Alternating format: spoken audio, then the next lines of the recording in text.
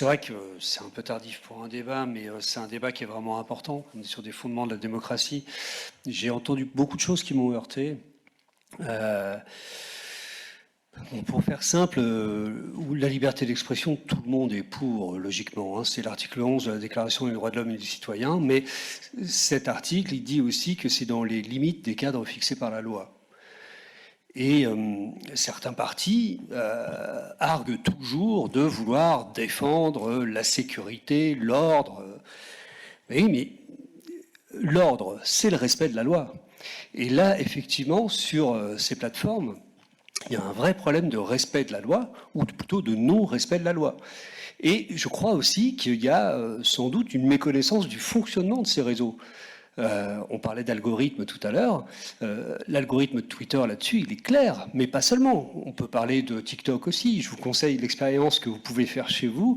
Créer un compte TikTok et slider. Et en 5 slides seulement, vous aurez déjà un contenu haineux. Et en 20, vous aurez un appel à la haine vis-à-vis des femmes ou à thème religieux. Ça, c'est factuel.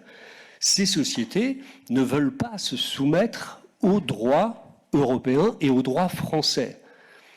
On ne peut pas laisser le débat démocratique se faire happer par des sociétés multinationales qui expriment un souhait et des projets de société. On n'a pas parlé du projet Périclès ici, mais il nous touche y compris dans le Loir-et-Cher. Et c'est pas juste un milliardaire qui décide d'acheter un journal. C'est l'ensemble des réseaux. Et bon, là, je parlais de Stérin, mais on peut parler de Bolloré, etc. Aujourd'hui, on voit bien que le débat démocratique n'est pas fait dans des conditions normales. On a des ingérences qui sont perpétuelles. Je ne suis pas surpris que le Rassemblement national n'attaque pas le thème de la Russie, parce qu'il aurait beaucoup à dire là-dessus. Je ne suis pas surpris non plus que quand il est confronté à sa propre création et sa propre existence, il soit dans le déni. On a déjà eu ce débat-là. Mais si on ne marque pas notre volonté, on va laisser mourir notre démocratie. Et je crois qu'on a même peut-être déjà trop tardé, trop attendu. On parle de censure, mais qui censure aujourd'hui ? Il y a 10 000 ouvrages qui ont été censurés aux États-Unis. Il y a une élue démocrate qui a été tuée.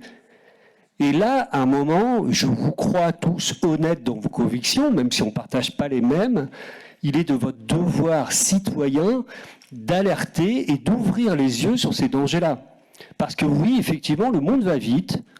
L'Iran a lancé une attaque sur le Qatar ce soir, par exemple. Et effectivement, il faut qu'on réussisse à suivre la marche du monde et à mettre en avant des valeurs qui nous sont communes normalement, notamment celle du respect de la liberté d'expression, mais dans son droit. Le racisme n'est pas une expression, c'est un délit. L'homophobie aussi, la misogynie aussi, l'insulte aussi, l'appel au terrorisme aussi. Ça ne sera jamais une atteinte à la liberté d'expression que d'empêcher quelqu'un de s'exprimer ainsi. Et ça devrait faire consensus chez nous.